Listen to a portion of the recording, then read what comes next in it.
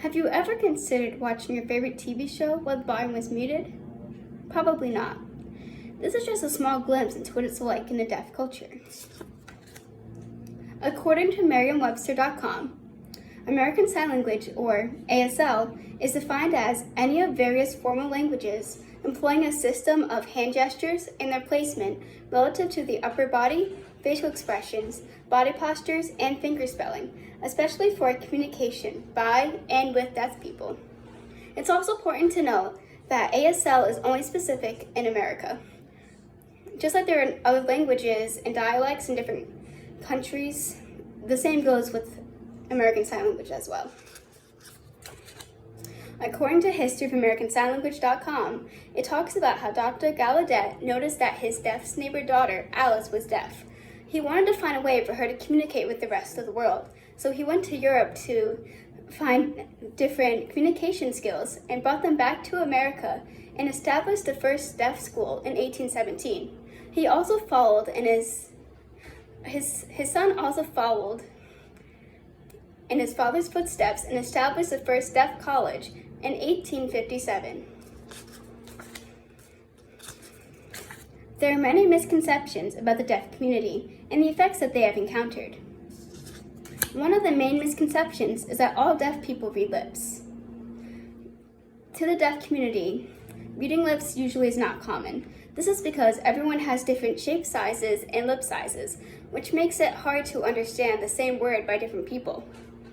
For an example, if you were to watch that favorite TV show again while the volume was muted, and you tried to understand what the people were saying just by reading the lips, you'd also probably find it confusing and very frustrating. This is kind of how the deaf community feels as well. Another misconception is that deaf people can't speak. For the deaf community, speaking is more of a preference. So if you find somebody who's deaf and you notice that they can't speak, it's more of just a choice, not a matter if they can or not. This is because some of them have gone to school and learned, while others have not had that opportunity. It all depends on what they're most comfortable doing. The last misconception I'd like to talk about is that how ASL is only hand gestures. While American Sign Language does deal with a lot of hand gestures, there's many more components that go with American Sign Language. For an example, if you were to sign the word cup, you'd put your hand in a cup-like position and shake it back and forth. But if you'd want to ask somebody if they wanted a cup, you would do so by putting your shoulder forward, putting your hand in a cup-like position, shaking it back and forth, and putting a question look on your face, like so. This indicates a question and asking if you'd want the cup or not. In addition to all the misconceptions that come with ASL, there are many stumbling blocks as well. One of the main stumbling blocks in today's society is wearing a mask. During this pandemic, we have been advised to wear masks in order to stay safe. So for the deaf community, this has caused a lot of problems. Because American Sign Language deals with so much of your facial expression, covering half your face with the mask makes it very hard to communicate with the rest of society. Because the facial expressions only have to be interpreted through your eyes or your eyebrows, and that's just a very difficult way to communicate. On a brighter note, some doctors have noticed the challenges and have decided to wear clear masks in order for communication with the deaf community to go smoothly. Another stumbling block is social distancing. For an example, when all the restaurants were closed down and no one could go out to eat anywhere, and we only had to rely on drive-thrus, for someone who is deaf, they cannot go through a drive-thru. This is because in the drive-thru, you're only hearing the other person's voice back and forth. So if you're someone who's deaf, you can't point to something on the menu, or you can't read a person's lip if you do that.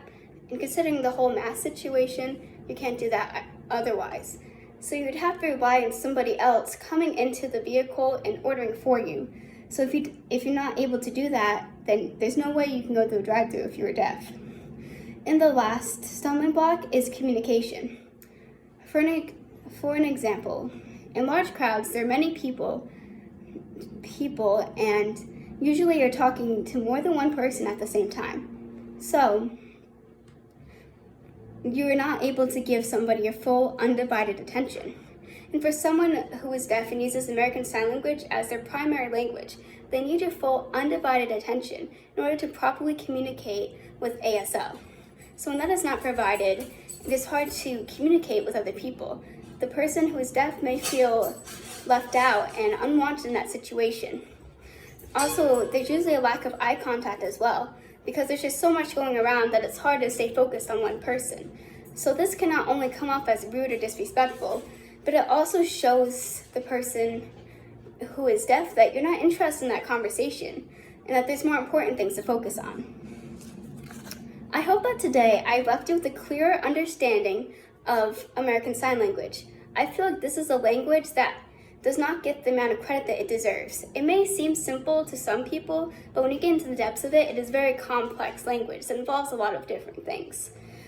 It also provides a community and unity for people who use American Sign Language as their language, while also providing a sense of diversity with the rest of society. I'd like to encourage you all to show compassion today, because you never know the stomach blocks a person may be facing. And I'd also like to leave you with the universal sign of love, which is made like this. Because today, in our society and our culture, we all need a little extra love. Thank you.